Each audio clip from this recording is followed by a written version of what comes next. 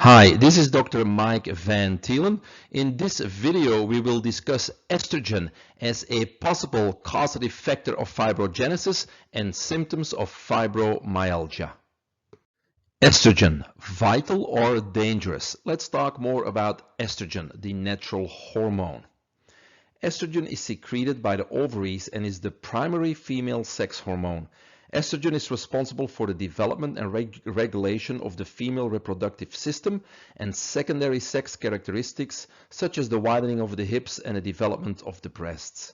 There are three major endogenous estrogens in females that have estrogenic hormonal activity: E1 estrone, E2 estradiol, and E3 estriol.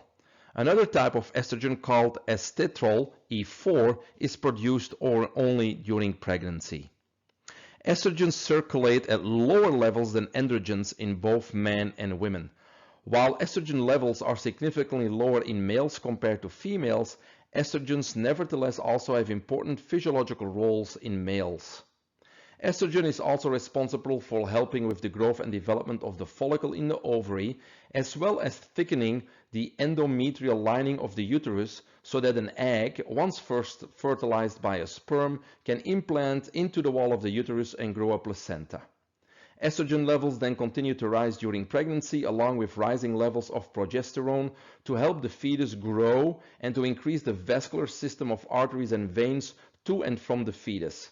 If there is too much estrogen to progesterone, this can cause a miscarriage. In addition to their role as natural hormones, estrogens are used as medications, for instance in menopausal hormone therapy and hormonal birth control. Excess estrogen or estrogen dominance. Estrogen dominance refers to the syndrome where there is too much estrogen in the body relative to mainly progesterone or testosterone.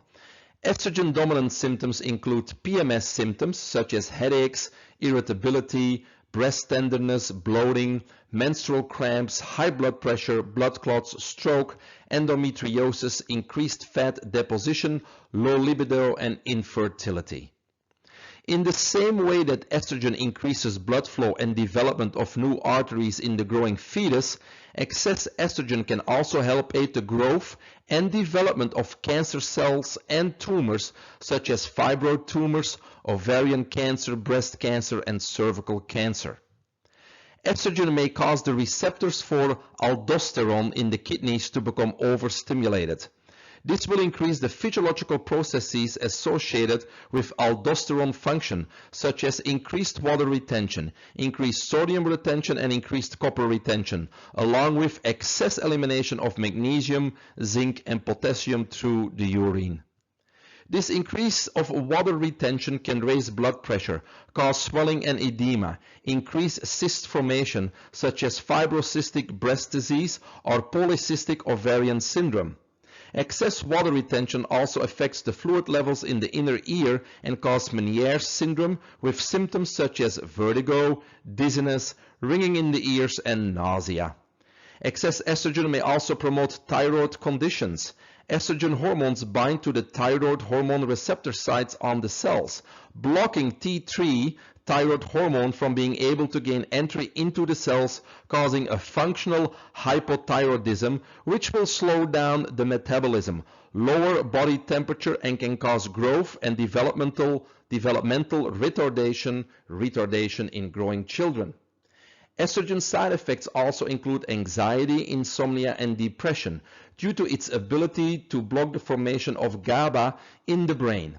GABA is the most powerful calming and tranquilizing neurotransmitter that the brain produces, and if its levels are too low in proportion to glutamic acid, can result in seizures and yes, epilepsy. In men, excess estrogen can cause low sex drive, erectile dysfunction, infertility, gynecomastia, male breasts, and prostate cancer. Environmental estrogen. Since the 1940s, pharmaceutical companies have been manufacturing synthetic estrogen compounds and selling them to women as a form of birth control or also in hormone replacement therapy. These compounds of estradiol and estrone forms of estrogen have been excreted into the environment through our plumbing system, as these synthetic compounds do not break down. They are found in our water and soil. They are in the food we eat, the water we drink, and many household products we use daily. Our entire planet is being polluted with these known carcinogens. Birds are hatching prematurely because the eggshells are too thin and brittle. And male alligators in Florida now are exhibiting testosterone levels so low that they are sexually impotent.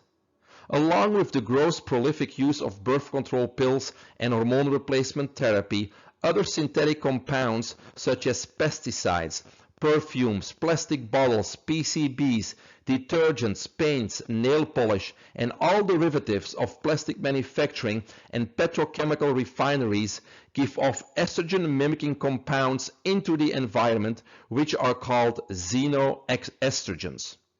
Industrial farming practices, which feed our livestock pesticide-laden grain along with estrogen-like growth hormone injections, is directly putting these xenoestrogens into our food supply, and they are going directly into our bodies.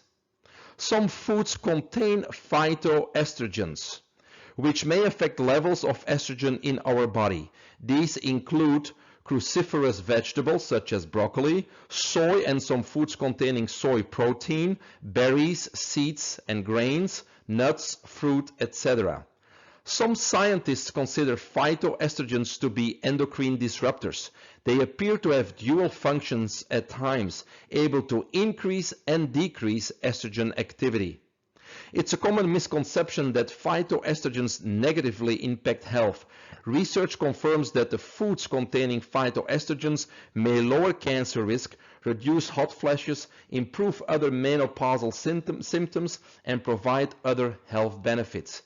The effects of soy's phytoestrogens depend on the type of soy being studied, and this has led to inconsistent findings.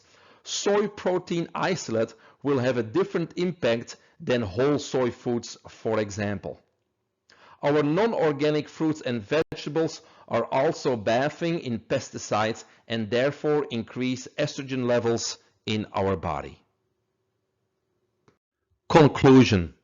While estrogen is a vital hormone for growth and development, excess estrogen can have detrimental effects on our body and our health.